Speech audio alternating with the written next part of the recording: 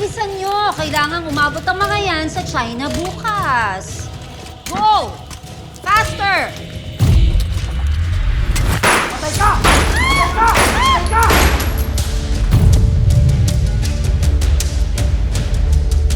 Julio! Ano ba? Ano nangyayari sa'yo, ha?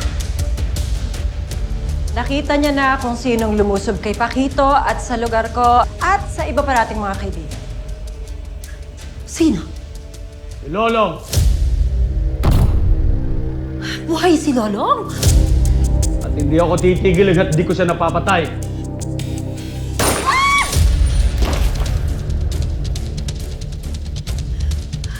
Julio, itigil mo to! Uubusin mo ang mga tauhan natin sa ginagawa mo! Pero di ba, matagal na dapat patay si Lolong! Anong ginawa ng magaling mong anak? Nasaan siya? Alam niyo na buhay si Lolo. Julio! At kailan ka pa nawalan ng kwentang trumabaho, Ivan? Anong ginawa mo? Julio! Julio! Anong ginawa mo? Huh? Julio! Can we please don't act like savages? We're not animals! We're a family!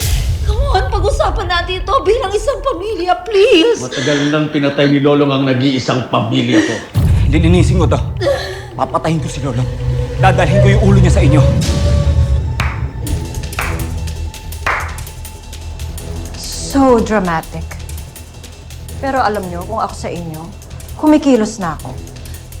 Kung kailangan niyo ng tulong ko, I will help you. We don't need your help. Really, eh? Aba, sa kilos niyang lolong na yan, sigurado ako na may tumutulong sa kanyang makapangyarihang tao. Itong tarantadong nangahas na labanan ako! I don't know. Basta ang alam ko lang ngayon, nasa gera kayo. At sa gera na to, kailangan niyo lahat ang tulong na makukuha ninyo. Julio! Julio!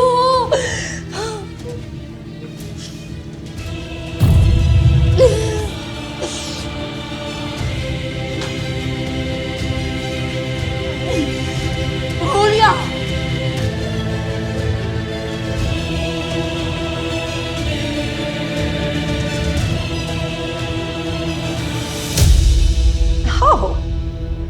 Perfect. Kaka-text lang sa akin ang tauhan ko at alam niya na kung nasaan si Lolong. Gusto mo bang sabihin ko sa'yo?